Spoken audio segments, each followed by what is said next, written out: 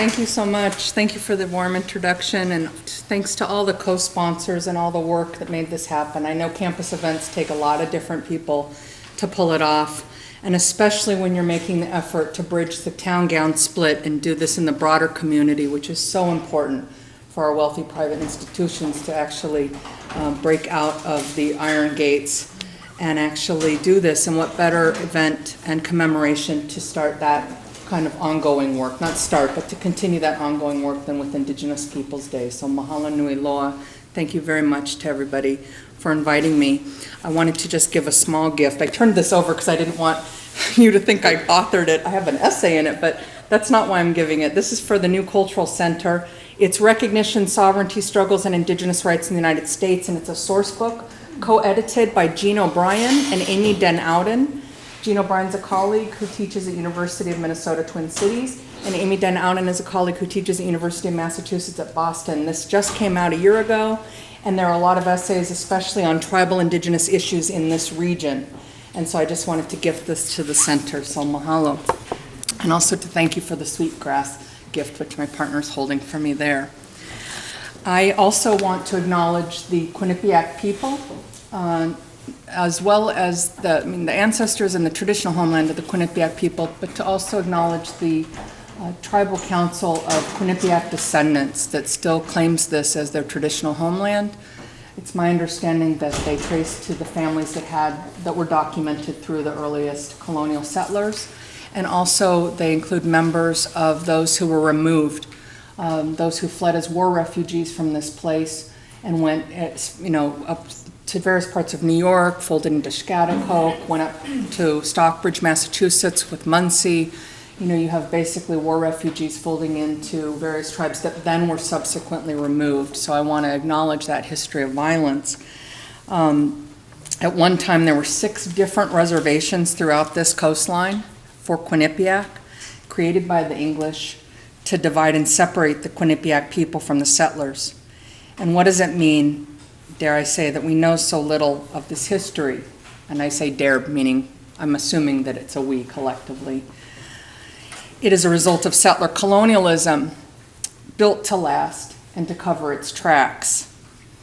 And it rests on what Patrick Wolfe has theorized as the logic of the elimination of the native. And that's what I want to get at in my talk. I want to get at that as the underpinnings of Columbus Day and the ongoing legal and historical legacy of Columbus Day, even as we also want to celebrate Indigenous resistance and Indigenous Peoples Day and Indigenous presence. It's awesome to be in a room with Indigenous students and allies and people who are interested in learning about these histories, so mahalo. I also want to acknowledge the Mohegan tribe, because I know the Mohegan have their own distinct relationship with Yale Institution that's really important, and to acknowledge the other federally recognized tribe of what we call Connecticut, the Mashantucket Pequots, as well as the state recognized tribes, the Schaghticoke that I mentioned earlier, Golden Hill Paugussets, and Eastern Pequot. Because we are in a hotbed of anti-Indian activity for the United States. A lot of it has emanated from Connecticut at the federal level to try and stop federal recognition writ large across the country. The other 2 notes I just want to make is to acknowledge also the legacy of Henry Rocloud. It's another way to understand Indigenous presence at this institution. I know there were also Schaghticoke who went here prior to that, who were sort of erased from that historical record. And there's even a Hawaiian trace here at Yale from 1809 when Henry Okpukaya, previously known as Opukaha'ia, arrived at the New Haven port with Captain Britnell and was eventually taken in by President Dwight at one time. And 4 other Kanaka Maoli arrived soon after, and their presence here, they were parceled out to settler families in Connecticut and Massachusetts, and eventually the Cornwall School for Native Youth was formed in Cornwall, Connecticut, which is really famous and well known for converting especially Indigenous peoples from the 5 civilized tribes. But it started with Hawaiian presence, for better or worse, and it was considered the school for heathen youth. And that has everything to do with the American Board of Commission of Foreign Missions, which is the same missionary element, the Calvinists that went from Boston down to the southeast to the tribes there, and also went to Hawaii. So Hawaiians were in Connecticut before the first Christian missionaries ever set foot in Hawaii. and it started at Yale. For those of you, I've met one Kanaka Maoli. We usually give a little bit of genealogy at least so you can socially locate me. I'm Kanaka Maoli through my father's side. That's the Kauanui line. My father is Joseph Kauanui III. I'm classic Kanaka, mixed parents, born in the diaspora. And the reason of that diaspora for my father's side was through military participation. These are really normative things. They're nothing that I don't feel self-conscious or apologize for. Most Hawaiians these days are born outside of Hawaii. We're at about 50% now counting outside of Hawaii, and have mixed parents, and deal with the whole question of out-migration in relation to military participation and the political economy of a place like Hawaii that has, real estate prices competing with Manhattan. So mahalo. Columbusing Columbus? ? I was living in Berkeley in 1992 when the city became the first in the United States to replace Columbus Day with Indigenous Peoples Day, thanks to the work of the International Indian Treaty Council. It was the 500th year anniversary of the first of the voyages of Christopher Columbus, and Native activists and allies from all over Northern California and beyond organized protests against the quincentennial Jubilee. Now that's a Freudian slip. It was also quintessential. Against the quincentennial Jubilee. The commemoration of Columbus that had been organized by Congress for the SF Bay Area included sailing replicas of Columbus's ship under the Golden Gate Bridge and reenacting their discovery of America. From this mobilization grew the Bay Area Indian Alliance, and in turn, the Resistance 500 Task Force, which insisted we understand Columbus's legacy in relation to the enslavement of and genocidal violence against Indigenous peoples. Since 1992, over a dozen or so cities, and I have to recount that because in the last 48 hours, there's a few more to add. Over a dozen or so cities have established Indigenous Peoples Day either alongside Columbus Day or more rarely replacing it entirely. Recent cities include Seattle, Portland, Minneapolis, Oklahoma City, Lawrence, Albuquerque. I saw today Corvallis. Just today I heard. Any others to throw out there? Anchorage and the entire state of Alaska. Wow, all right. Any others? Okay, so thank you for that update. Last year, I was very pleased to see that New Haven had its day. I learned about the event held on the town green here and how the Connecticut Native American Intertribal Urban Council, along with Native students from Yale, circulated a petition requesting New Haven to officially change Columbus Day to Indigenous Peoples Day. As a result, as many of you know, of course, Mayor Tony Harp issued a proclamation supporting the day, which included attendance from the Yale president and over 100 participants from across Yale and New Haven, celebrating the resilience and power of Indian nations and peoples across the hemisphere. And here we are today, year 2 of an alternative commemoration with an even larger collaborative organizing base and a program that includes demonstrations and community feasts, both on and off campus, along with the drum group performing, and as I understand it, poets, singers, and dancers from Yale and broader New Haven. This is a huge and important win, one that cannot and should not be downplayed. That said, I want to take time to critically analyze some of the backlash I noticed last year and use it as a way to point to the ongoing necessary political work for us to collectively consider. In other words, I won't dwell here on what a sadist Columbus was and all of the various atrocities he committed, like enslaving Native people for gold, allowing his crew to rape and murder, coercing Indigenous children to serve as sex slaves to his men, who in turn used Indigenous dead bodies to feed their dogs. These carnages are well known by now, or should be, which itself raises the question as to why Columbus Day is one of 8 federal holidays.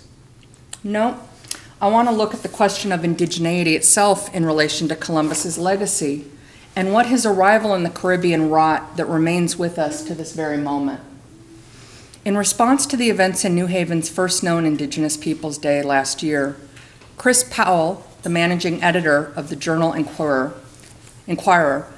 a paper out of Manchester, Connecticut, published an opinion piece of his own titled, "Political Correctness Embraces Noble Savage." How many of you remember that or saw that last year? Oh, it's a doozy. Okay.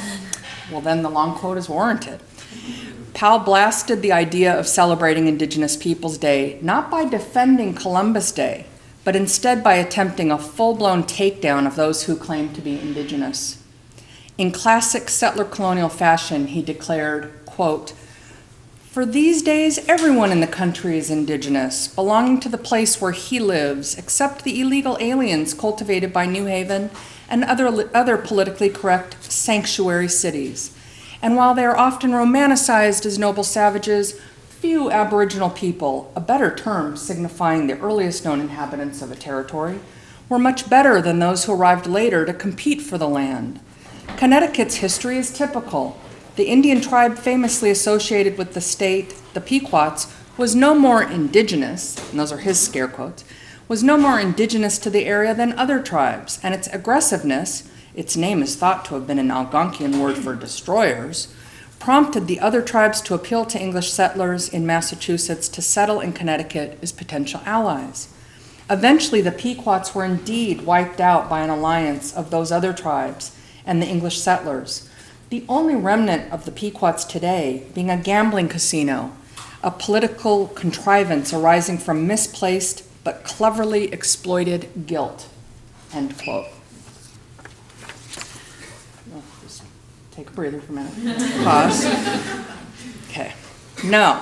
Note how, on the one hand, Powell debunks the very notion of indigeneity, while on the other, he claims that Aboriginal is somehow more appropriate, but without providing any reason. By claiming everyone is indigenous, and this is like Dr. Evil. I mean, how many scare quotes do we need here, right? By claiming everyone is indigenous, the author appropriates in the way settlers know best, by asserting their own legitimacy in contrast to so-called illegal aliens, while assuming the native position for themselves. Notice how he disavows or denies colonial domination by casting history as a mere competition for land, as though free market ideology can explain centuries of land expropriation. He also attempts to normalize settler colonialism by declaring that Aboriginal people weren't any better than the settlers, as though the question on the table is whether an entire people is good or bad, as if Indian tribes were not continuously subject to structural oppression as sovereigns deemed domestic and dependent, a legal status wrought by genocidal violence. Here, of course, there is no acknowledgement of the Pequot massacre. Instead, Powell refuses history by reducing the Pequot people's survivance, that's Gerald Visner's term, bringing survival and resistance together. He reduces the Pequot people's survivance to a casino and regards it as the only remnant of the tribe. And rather than understanding gaming as central to the national economy of the tribal nation, he smears this development as one based on exploitation, produced by playing on non-native guilt for a history he denies. I relay this nasty editorial not just to show that anti-Indigenous sentiments are alive and well. We know that. Probably get that on campus. It's at Wesleyan. But to give context to them in relation to settler colonialism. As Patrick Wolf argues, quote, settler colonies are premised on the elimination of native societies. The split tensing are reflects a determinate feature of settler colonization. The colonizers come to stay. Invasion is a structure, not an event, end quote. Settler colonial policies push for the destruction of indigenous societies and then impose assimilation programs for those who survive the process of systematic extermination and removal and become minorities in their own homelands. Because settler colonialism destroys to replace, it is, as Wolf says, inherently eliminatory. It is at the structural level, the fundamental condition of territorial dispossession, that settler colonialism differs from franchise colonialism. The way I explain the difference to my students is that the English in India are not the same as the English in North America, right? In terms of how they made for permanent settlement, right? So that you can have Indian independence and a withdrawal of the English government. It doesn't mean that the legacy of that colonization is not still there. That's what post-colonial critique is for, you know, and the resistance, the ongoing legacy of colonialism. But when the British withdraw from here, colonialism doesn't end in a different way, right? The strategies used by dominant groups to undercut indigenous claims to sovereignty vary and are deeply rooted. Indeed, they trace right back to Columbus. Consider as an example the enduring doctrine of discovery, which undergirds all U.S. federal policy. This is a concept that originated in a 1492 papal bull written to legitimate Columbus's second voyage to the Americas, and was subsequently used to justify colonial powers' claims to lands belonging to sovereign indigenous nations. The doctrine established Christian dominion and subjugated non-Christian peoples by invalidating or ignoring Aboriginal possession of land in favor of the government whose subjects explored and occupied a territory whose inhabitants were not subjects of a European Christian monarch. And here, I need to segue. I must address Pope Francis's recent visit to the United States, since it raised multiple political questions in relation to this legal history. As many of you may have heard, the Pope was bold, denouncing U.S. arms dealing and weapons manufacturing, and appealing to the U.S. Congress to protect refugees and other migrants. He riled up politicians and pundits on the right and seemed to show a more liberal or even progressive face of the Catholic Church. This has had many hoping that his public comments signal a shift in his reform policies, at least until he met with Kim Davis. Still, there is a fascination with Francis since he seems to be so different from those who preceded him, especially when he spoke up around climate change. Curiously, in a seemingly contradictory move, he declared in a 192-page document on the matter that, quote, Indigenous peoples should be the principal dialogue partners in seeking solutions to environmental devastation, end quote. He even cited cultural and land rights as major factors underlying the issue. Most ironically, though, perhaps, is that he noted that Indigenous peoples' spiritual connection with the environment makes common sense.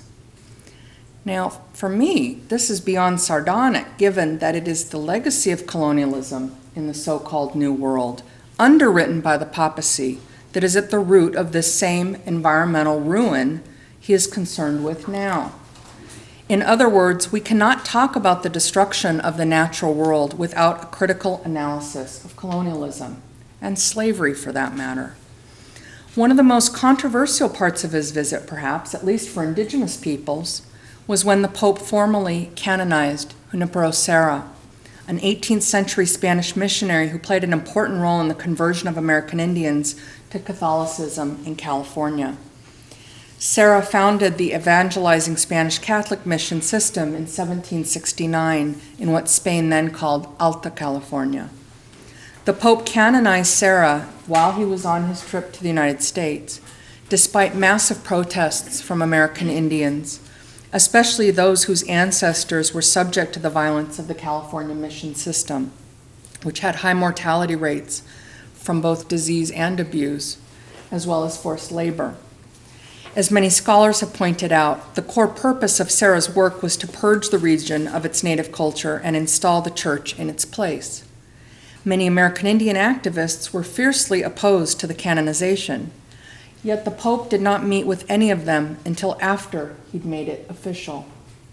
The Amon Mutsun tribal band of Ohlone Costanoan Indians started an online petition to Governor Jerry Brown, urging him to oppose converting Serra into a saint and comparing him to the Confederate flag in its representation of oppression. Luis Miranda Ramirez, tribal chairman of the Ohlone Costanoan Estland Nation, stated, "The law at the time determined that all baptized Indians were subject to the authority of the mission system, which was the economic backbone of the Spanish Empire in Alta California. Our ancestors could be whipped, shackled, or imprisoned if they rebelled, and were hunted down if they ran away from mission grounds." She continued, "How come he doesn't come here where it happened, in the California missions? Come here and talk to us. They're not listening to us. When we look to Sarah, we remember stories from Monterey that our family members were killed and hung on the street. When they're honoring Sarah, we remember what happened in the mission, end quote. The Pope could have canceled or delayed the canonization, or at the very least explained that the Church cannot make converts by insulting or trying to eradicate another group's religion. As Lenape legal scholar Stephen Newcomb put it, this is the sanctifying of the legacy of domination. Now, to sanctify is to set apart for sacred use, to consecrate, to make holy, to purify. It is the root of the word sanction, to authorize or to endorse. In a book titled A Violent Evangelism, The Political and Religious Conquest of the Americas from 1992, theologian Luis Rivera Pagan states, quote, "It was religion that attempted to sacralize or make sacred political domination and economic exploitation," end quote. And I came to that work through Stephen Newcomb's editorials. He has an independent legal indigenous research center in San Diego and has a new book on the doctrine of discovery, it's the Christian doctrine of discovery, which if it hasn't made it to Yale yet would be a great event to do, because he really challenges the myth of the separation of church and state in U.S. law, given that all law is founded on the Christian doctrine of discovery. So in terms of sacralizing or making sacred political domination and economic exploitation, this is what Columbus Day does, no? Now the Pope, to get back to him, addressed the U.S. Congress about refugees and migrants, as I mentioned. But did you know that he did this linking these issues to the U.S. nation's and the Church's treatment of American Indians? America, he argued, quote, should demonstrate a sense of compassion it so rarely showed during the colonization of the continent. In recent centuries, millions of people came to this land to pursue their dream of building a future in freedom. We, the people of this continent, are not fearful foreigners because most of us were once foreigners. I say this to you as the sons of immigrants, knowing that so many of you also descend from immigrants. Tragically, the rights of those who were here long before us were not always respected. For those peoples and their nations, from the heart of American democracy, I wish to reaffirm my highest esteem and appreciation. Those first contacts were often turbulent and violent, but it is difficult to judge the past by the criteria of the present.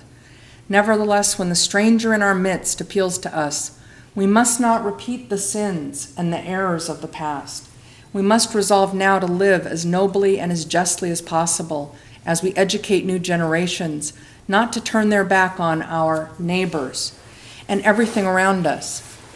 Building a nation calls us to recognize that we must constantly relate to others, rejecting a mindset of hostility in order to adopt one of reciprocal subsidiarity in a constant effort to do our best. I am confident that we can do this, end quote. Now, in contrast to the previous pope, it sounds great. It's challenging U.S. nativism. There's refugee crises. The week he's there and right now, we're dealing in the most immediate moment with the Syrian refugee crisis, right? Around a war that the U.S. has been absolutely instrumental in causing, right? The relational piece of that. But I want to get at what he's narrating in terms of the immigrant and the figure of the immigrant. Because even though he's mentioning indigenous peoples, in the second part of the sentence, it's an erasure, right? It's really an erasure. Here the Pope relegates colonialism to the past, sequestering violence to first contacts, and referring to all others besides those as indigenous to the Americas as immigrants. There's no mention of colonial genocide and slavery. Instead, the Pope upholds the myth of the U.S. as a nation of immigrants and perpetuates the ideology of American exceptionalism premised on manifest destiny. In his formulation, the people of this continent now are those who descend from immigrants. And so he advances a form of nativism in terms of who has claim to this place. There are different ways to address the refugee and immigration issues. than to bolster the claims of the U.S. settler state, right? And here I'll just pause to let you know, if you're not familiar with grassroots mobilization going on the other side of the border. I just came back from Toronto last night for the American Studies Association meeting. But I've become familiar with the work of a group across in various chapters all through the North in what we call Canada, called No One is Illegal. And just as a side note, I met one of the co-founders of the Vancouver chapter at an anarchist symposium. And you heard Master mention the archive of the Indigenous Politics radio show. There's 7 years of programs online. But I collaborate on an anarchist politics show right now, also called Anarchy on Air, previously known as Horizontal Power Hour. And we've got 2 robust archives, and I mention it because one of the members of our working group, it's all students that I work with on the anarchist program, interviewed Harsha Walia on our last program. We have a new episode coming out tomorrow, but the last episode interviewed Harsha Walia. And check this out, right? She's written about 4 editorials just in the last couple weeks around the question of the Syrian refugee crisis. And she's one of many activists. She's a South Asian radical woman of color who's making linkages around the refugee crisis and the policing of borders and the militarization of borders. She's written a book called Undoing Border Imperialism, right? And you know, anarchist activists often have the slogan, no more borders, no borders, you know. Where's indigeneity fit into that, right? What do we do with that? Well, with No One is Illegal, their slogan is, no one is illegal, Canada is illegal. Okay, but not just the bumper sticker version, right? Like, I'd be happy to see that on a bumper sticker, right?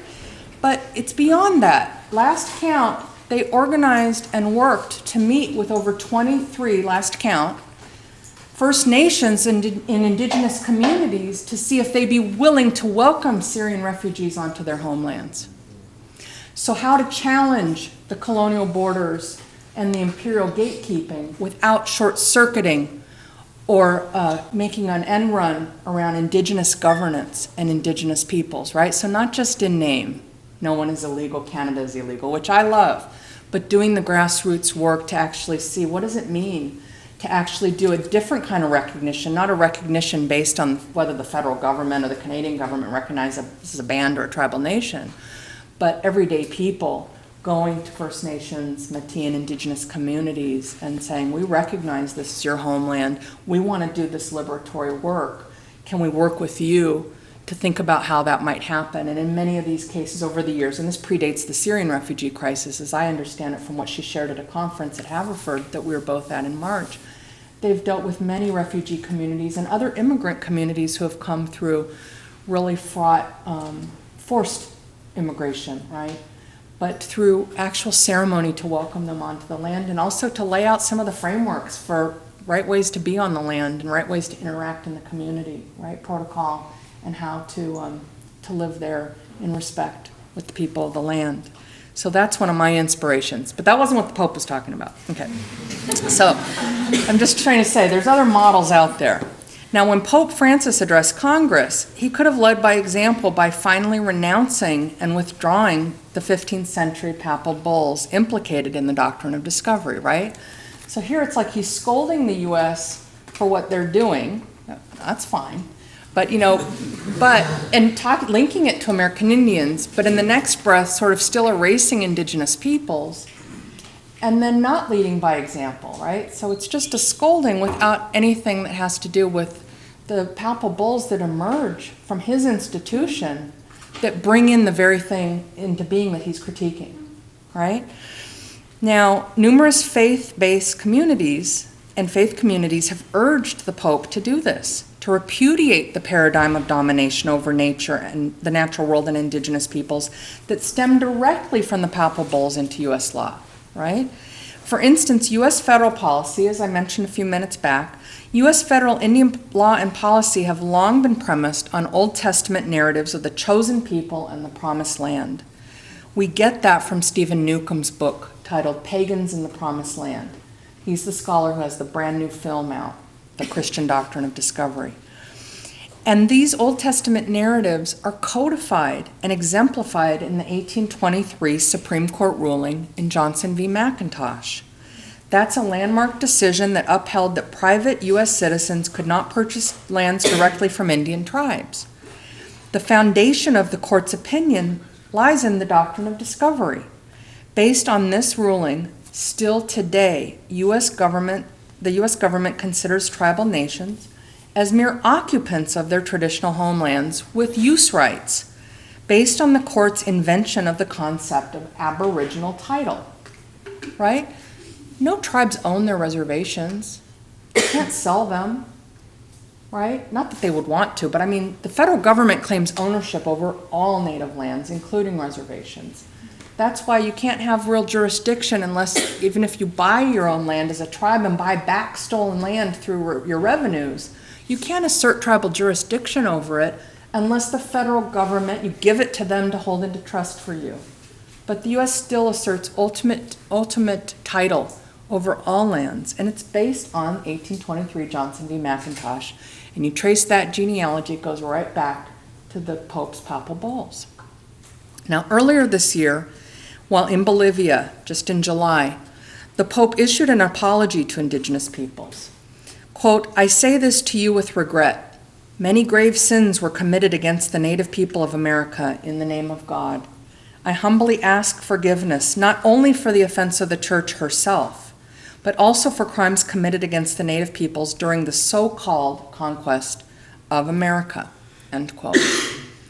But how sorry can he be when the papal bulls of discovery that granted 15th century explorers the right to conquer the New World and heathen aboriginals remains in effect today?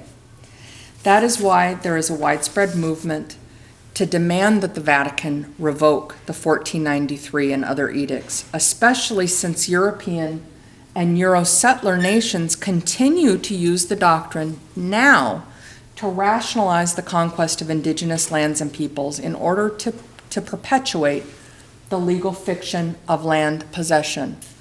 Most recently, Canada's Truth and Reconciliation Commission is considering asking the Pope to repeal them. As the chair of the commission, Murray Sinclair, asks, quote, "What would be the basis for rationalizing crown sovereignty if the doctrine of discovery is no longer available?"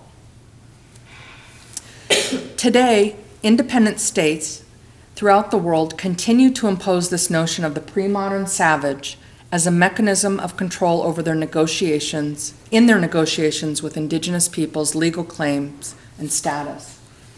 One result is that there is no global consensus that indigenous peoples have the right to full self-determination under international law, which would allow for the development of fourth world nation states independent from their former colonizers, like the states of the post-colonial third world. Because the basic criteria defining colonies under international law includes foreign dominance and geographical separation from the colonizer, indigenous peoples have been at a disadvantage in terms of the application of decolonization protocols to indigenous nations. Okay? So colonialism under international law to this day requires that the colonizer be far from. It's called the Blue Water Doctrine, an ocean away. So the U.S. and Guam, right? The U.S. and American Samoa, the U.S. and the Virgin Islands. Those are all recognized as colonies under international law. They're slated for decolonization on the UN list for non-self-governing territories. Well, what happens when the colonizer is not an ocean away, right? And even then, we're not really talking about an ocean away because you have settler colonialism in Guam. But I'm talking about the colonial metropole, right? The governing entity is far away.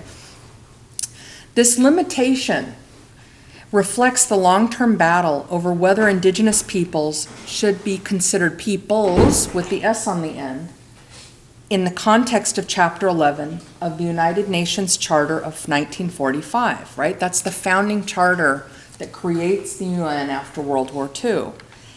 And that wording is also included in the Declaration regarding non-self-governing peoples in Article 73. Now, whether indigenous peoples are peoples within the meaning of these founding charters. So again, this dehumanization is still there. This is still legally enshrined. The language of that article and in the charter, chapter 11 of the charter and article 73 states, quote, all peoples have the right to self-determination. By virtue of that right, they freely determine their political status and freely pursue their economic, social, and cultural development, end quote. Okay, freely. Consensual relationships. I'm into consent culture. That's huge on campuses, right? This is, for me, that's all connected. Indigenous peoples fighting the colonial domination of the state. Anarchism, fighting the colonial domination of the state. Right? Colonial domination, but we know consent culture in terms of sexual violence. We know what it means to have mutually consensual relationships versus dominating ones. Domination that we don't consent to, right? And so when it says all peoples have the right to self-determination, what does that mean for indigenous peoples? It is limited self-determination. And now, of course, it's limited for countries around the globe, right? We say that every country, right, and this is where international law and normative behavior, when a country gets out of line, there's supposed to be punitive kind of ways of dealing with a country that acts out. Sometimes you can't do anything about it, like when the U.S. acts out in wars of aggression. Who's going to rein the U.S. back in, right? But if it's a country that has lesser power, right? The first world, like a third world country acting out, like the first world is all over them, right? And that's because there are standards. So in that sense, yes, it's limited. But I don't mean that same kind of limited for indigenous peoples. What I mean for limited for indigenous peoples is that imagine that the 366 federally recognized native entities that exist today, last count, I don't know if that includes the paw monkey or not. So we might be at 367. Because the paw monkey of Virginia just got recognized. That means that the U.S. will not allow those tribal nations and native Alaskan villages to have full independence, and neither will international law or the rest of the world. Now, that's not to say that indigenous peoples all want independent states. I'm not presuming that. But you can imagine that it's not even on the table, right? Because what if Navajo Nation wanted full independence from the United States? As just one example. Right? Danae in the house? Navajo people in the house? Right? Okay, what is it? It's New Mexico, Arizona, part of Utah, part of Colorado. Yeah. I don't know from your angle if I got the states in the right geography. Right? What would that mean just for Navajo Nation to be independent? Imagine that for all 366. It's what I call Swiss cheese nation. It's like bullet holes in the U.S. nation state. It would disrupt what the international law and what the UN Declaration on the Rights of Indigenous Peoples calls the political and territorial integrity of the states that encompass indigenous peoples, right? The integrity, right? You know. By that, they mean the wholeness. They mean the wholeness, not the ethics of it. But you get it. Okay, all right. Enough shenanigans up here. Now, although international law provides no single decisive definition of colonialism, in the terms of the UN Declaration on Colonialism indicates that a situation may be classified as colonial when the acts of a state have the cumulative outcome that it annexes or otherwise lawfully retains control over territory and thus aims permanently to deny its indigenous populations the exercise of its right to self-determination. Notice the language there says indigenous populations. That's different than indigenous peoples. Indigenous peoples connotes collective rights under international law, even if they're limited. Indigenous populations could just be this group, anybody who's indigenous in this room, we could say we're an indigenous population, right? But we don't have a claim as a collective under international law. I mean, we might want one, but that doesn't mean that that's what's going on, right? Now, this historical genealogy of the world standard in terms of defining colonialism is worth revisiting, despite the fact that it was not crafted in reference to settler colonial societies. They were specifically formulated to address classic franchise colonial contexts. So, again, the difference between the English in North America and the English in India. The 1960 passage of the Declaration on the Granting of Independence to Colonial Countries and Peoples states that all peoples have the right to self-determination, and it proclaimed that colonialism should be brought to a speedy and unconditional end. However, in practice, it did not. As I mentioned before, the U.S. Virgin Islands, American Samoa, and Guam are still on the list, and the U.S. still asserts plenary power over all these territories and their peoples, just as it continues to do so in relation to the Northern Mariana Islands and Puerto Rico. But also, the UN protocols for decolonization do not apply to all peoples even, i.e. indigenous peoples, right? So when Guam is on the list for decolonization, it's not the Chamorro people who are slated for decolonization, it's Guam as a territory. So it's not on the basis of the Chamorro, or known as the Chamorro, the indigenous peoples. It's about the site, right? So that's the difference around the territories versus peoples. Now, the UN process of decolonization has historically excluded, as I've mentioned, indigenous peoples enduring settler colonial situations due to the Blue Water Doctrine, also known as the Saltwater Thesis.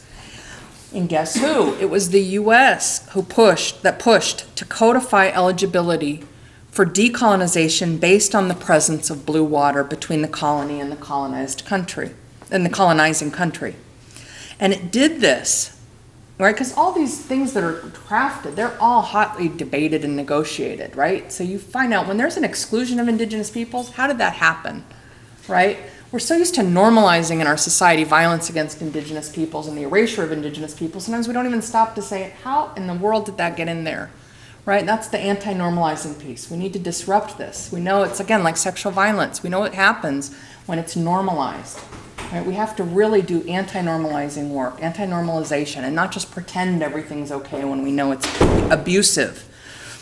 Now, the U.S. did this in an attempt to avoid questions from having to deal with the Native American question in relation to self-determination after Belgium challenged the U.S. in response to being pressured about its African colonies. See what's going on there, right? Well, what about your colony? Well, what about the Indians? Oh, okay, right? And then they codify this. The decades-long work to develop the UN Declaration on the Rights of Indigenous Peoples passed in 2007, and it emerged from this historical legacy and exclusion. But it still doesn't go all the way, right? Now, even after the UN General Assembly passed the Declaration on the Rights of Indigenous Peoples, unfortunately the acronym is UN-DRIP, after it passed the DRIP in 2007, there's still no consensus. The declaration is non-binding. It's an aspirational document. I got it. That's okay. It doesn't mean you can't mobilize around it and use it in terms of customary law. Just because it's a declaration and not a convention, just because it's not ratified as law doesn't mean you can't mobilize around it. And so I want to make that really clear. But the declaration came after decades of global indigenous activism that led to the 1982 establishment of the Working Group on Indigenous Populations, that later fought for the name change to Peoples. And that was when it was under the UN Economic and Social Council.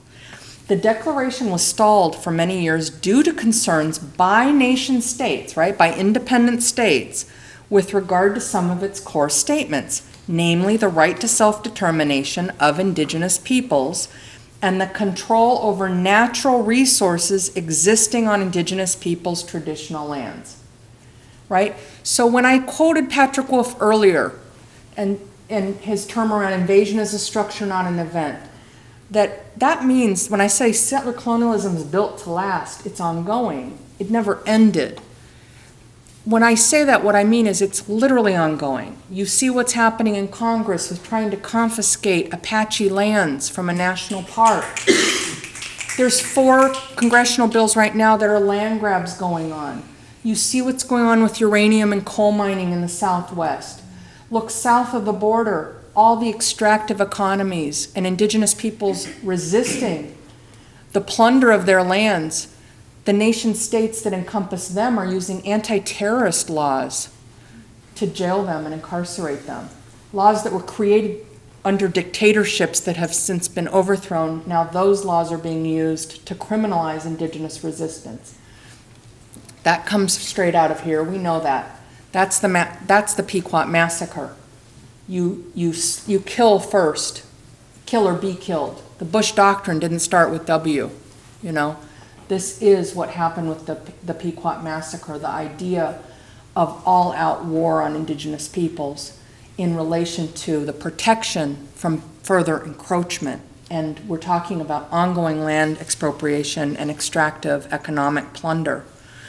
And so the core statements of these draft documents that referred to self-determination over natural resources on indigenous peoples' traditional lands was one of the big red flags that existing states didn't want to let go of. And that included African and Asian states. They also took exception to the term indigenous peoples, insisting that their entire populations counted as such, even though many of those same states have indigenous minorities within. And then we know that Anglo settler states opposed the use of the plural noun peoples, which signify, as I said, collective legal rights under international law.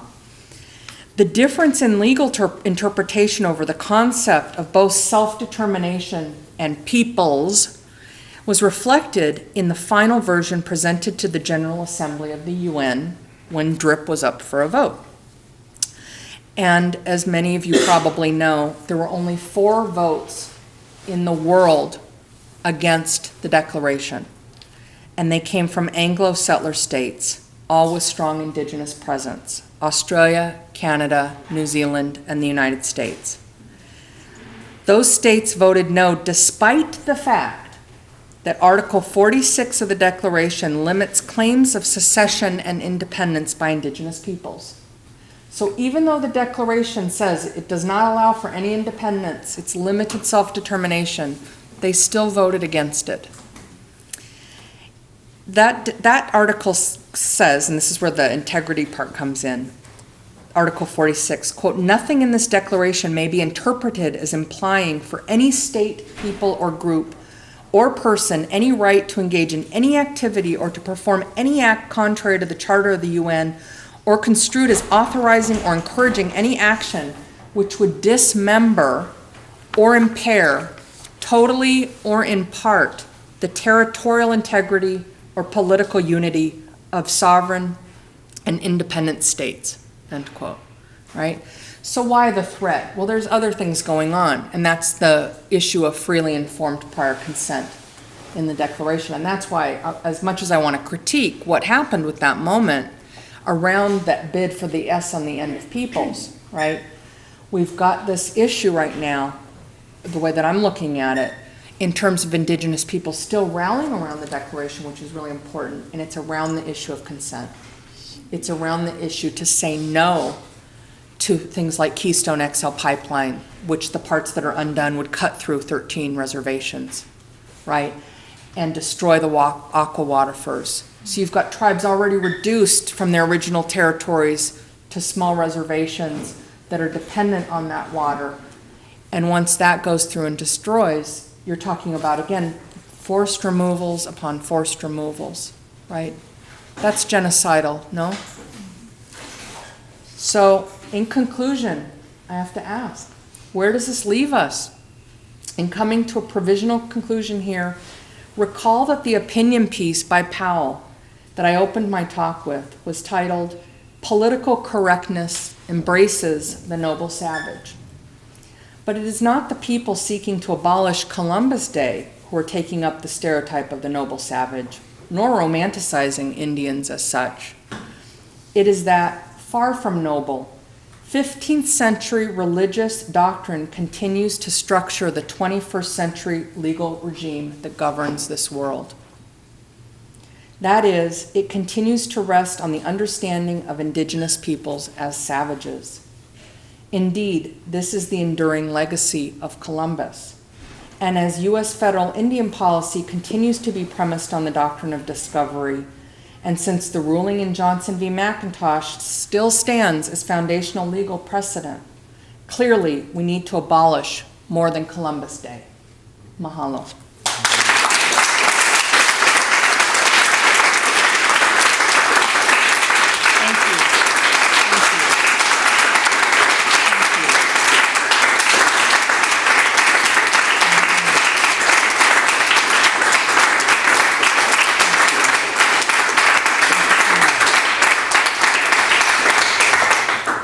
take some questions I'd and be comments.